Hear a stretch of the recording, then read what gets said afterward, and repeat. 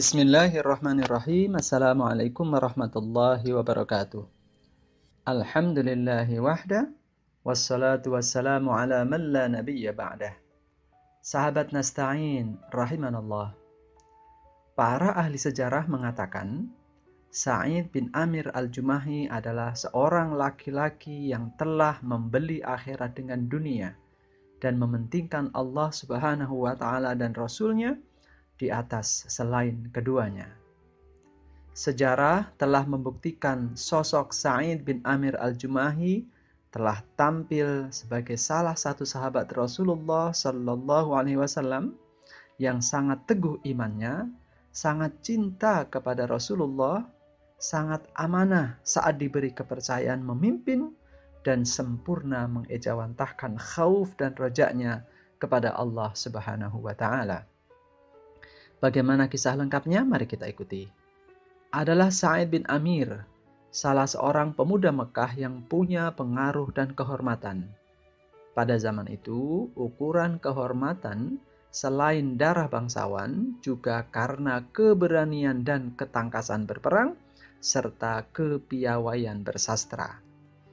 Pada suatu hari beliau mendapat undangan para pemuka Quraisy untuk menyaksikan eksekusi tawanan seorang muslim, yakni sahabat Ansar bernama Khubayb bin Adi yang telah mereka tawan melalui cara-cara yang licik. Eksekusinya di daerah Tan'im, sekitar 7 km dari kota Mekah. Sa'id bin Amir memenuhi undangan itu. Dan sebagai salah seorang pemuda yang terpandang, Sa'id bin Amir ikut menyaksikan proses eksekusi Khubayb bin Adi bersama dengan para pembesar Quraisy seperti Sufyan bin Harb, Safwan bin Umayyah, dan lain-lain di panggung kehormatan sehingga bisa melihat dari dekat dengan sangat jelas. Khubayb, sahabat Ansar Rasulullah Sallallahu Alaihi Wasallam, diarak dan akan dieksekusi di tiang salib. Khubayb meminta diizinkan sholat 2 rakaat terlebih dahulu. Mereka pun mengizinkan. Khubayb melaksanakan sholat dengan penuh kekhusyuan. Usai sholat ia berkata, "Demi Allah, kalau aku tidak khawatir kalian akan menyangka aku memperlama sholat karena takut mati, niscaya aku akan memperbanyak lagi sholatku." Usai sholat, proses eksekusi pun dimulai. Mereka menyayat tubuh Khubayb sepotong demi sepotong, masih dalam keadaan hidup sambil mengatakan, "Wahai Khubayb, apakah kamu ingin Muhammad berada di tempatmu sekarang kami eksekusi dan kamu selamat sedang berada di tempat lain?" Khubayb menjawab, sementara darah menetes dari tubuhnya, "Demi Allah, aku tidak ingin berada di antara keluargaku dalam keadaan aman dan tenang, sementara Muhammad Sallallahu Alaihi Wasallam tertusuk oleh duri." Para eksekutor makin marah dan mereka melampiaskannya dengan menusukkan pedang, tombak, dan senjata tajam yang ada pada mereka dengan teriakan-teriakan yang sangat tinggi. Sa'id melihat Khubayb mengangkat tangannya tinggi-tinggi dan berkata, "Ya Allah, balaslah mereka satu persatu. Bunuhlah mereka sampai mereka habis. Dan jangan biarkan seorang pun dari mereka hidup dengan aman." Sebelum akhirnya Khubayb gugur sebagai syahid. Orang-orang kembali ke Mekah dengan penuh sukacita karena dendam perang Badar telah sempurna terbalaskan. Tapi tidak demikian dengan Sa'id bin Amir. Apa yang telah disaksikannya terbawa dalam mimpi dan khayalan saat terjaga. Bagaimana Khubayb bin Adi sangat tenang sholat saat menghadapi eksekusi. Ia masih ingat doa yang dipanjatkan oleh Khubayb dan dia sangat ketakutan doa itu akan terjadi pada dirinya. Boleh jadi nanti ia akan tersambar halilintar, tertimpa pohon yang roboh, tertindih batu yang jatuh, atau cara-cara kematian mengerikan lainnya. Peristiwa kematian Khubayb mengajarkan persoalan besar yang belum ia ketahui selama ini. Pertama, Ternyata kehidupan sejati adalah jihad di jalan yang diyakini meskipun harus menghadapi maut dengan cara mengerikan. Kedua, iman yang kuat akan melahirkan keajaiban-keajaiban yang tidak masuk akal. Dan yang ketiga, seseorang yang dicintai sedemikian rupa oleh para sahabatnya, yakni Rasulullah, tentulah seorang nabi yang didukung oleh kekuatan dan pertolongan langit. Maka Sa'id bin Amir mengumumkan akan masuk Islam di depan orang banyak dan memutuskan hijrah ke Madinah. Beliau menyertai Rasulullah Sallallahu Alaihi Wasallam dalam dakwah dan jihadnya hingga Rasulullah Sallallahu Alaihi Wasallam wafat. Keislaman dan keimanan Sa'id bin Amir al-Jumahi begitu kuat. Maka pada masa kekhalifahan Umar bin Khattab, ia mendapatkan kepercayaan untuk menjadi gubernur di kota Hims di daerah Syam. Awalnya beliau menolak, tapi kemudian Umar memaksanya sambil mengatakan, "Mengapa kalian meletakkan urusan kekhalifahan ini di atas pundakku dan kamu lari dariku?" Sehingga Sa'id bin Amir pun menerimanya. Umar radhiyallahu anhu berkata, "Aku akan menetapkan gaji bulanan untukmu." Jawaban Sa'id bin Amir, "Apa yang akan aku lakukan dengan gaji bulanan itu, wahai Amirul Mukminin? Pemberian dari Baitul Mal sekarang sebagai bekal saya perjalanan ke Hims, insya Allah sudah mencukupi kebutuhanku. Jadi saya tidak memerlukan gaji bulanan sebagai gubernur di sana." Sa'id bin Amir pun berangkat ke Hims melaksanakan tugasnya.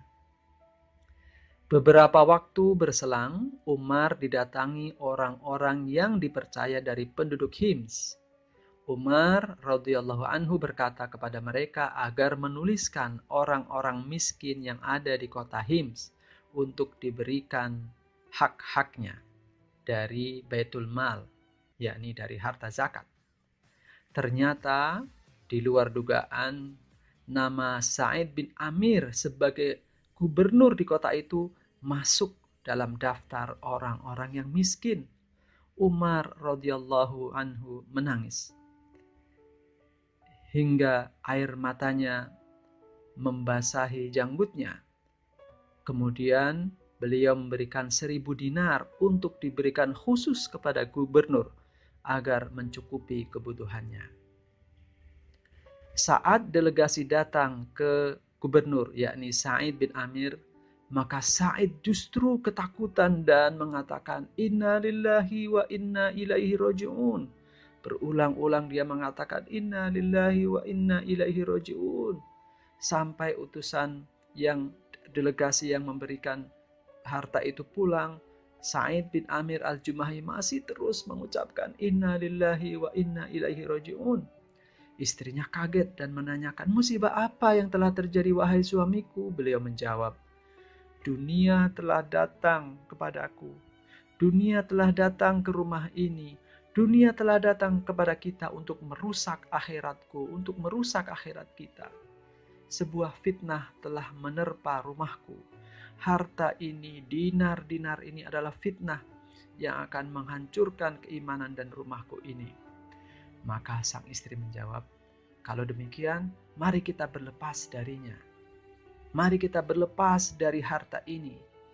Maka sang istri membantu suaminya, yakni Sa'id bin Amir, membagikan uang yang barusan diberikan oleh Khalifah Umar radhiyallahu anhu kepada orang-orang yang fakir dan orang-orang yang miskin di kota Hims. Sahabat nasta'in rahimanallah. Di antara warga kota Hims ada yang memberikan keluhan kepada Khalifah Umar radhiyallahu anhu tentang kepemimpinan Sa'id bin Amir. Keluhannya yang pertama, Sa'id bin Amir berangkat kerja sebagai khalifah kalau sudah agak siang. Kemudian sebagai gubernur juga Sa'id bin Amir tidak mau menerima tamunya di malam hari.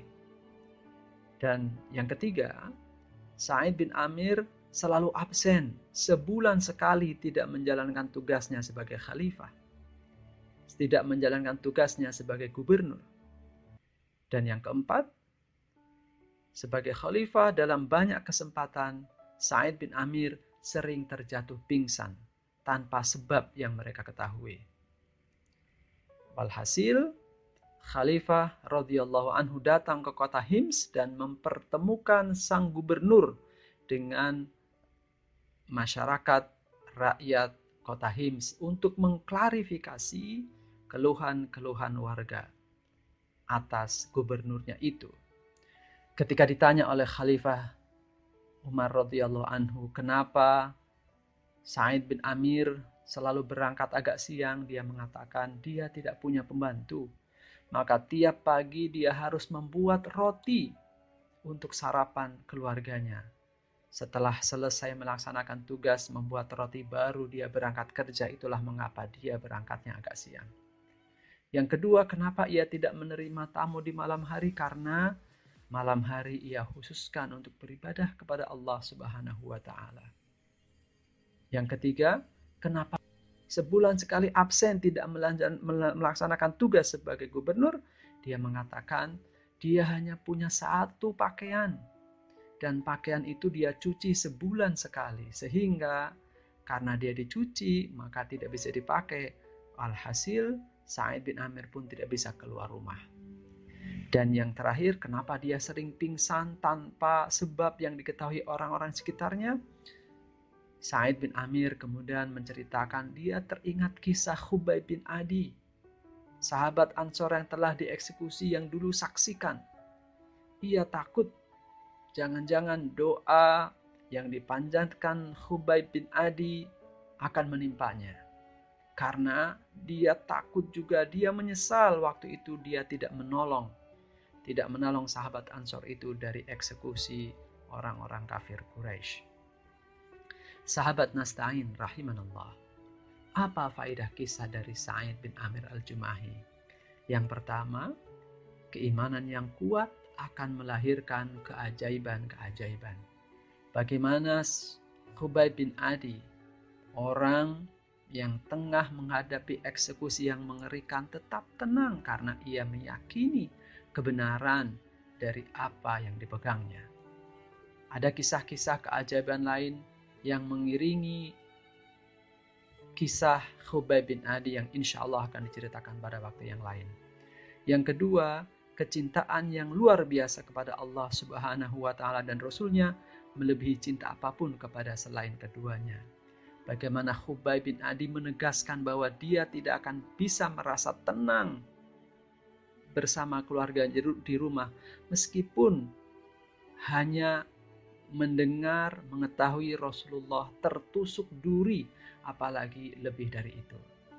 Dan yang ketiga, dapat kita bayangkan bagaimana amanahnya Sa'id bin Amir sebagai seorang pemimpin, gubernur yang tidak mau mendapatkan gaji bulanan. Bahkan ketika mendapatkan bonus dari khalifah pun justru ia bagikan kepada orang-orang fakir miskin. Dan yang keempat, ini menjadi teladan bagi kita, istri yang salehah, yang mendukung suami untuk tidak terikat, untuk tidak terpedaya oleh dunia, membantu membagikan harta yang dapat bonus itu kepada orang-orang fakir dan miskin di kota Hims.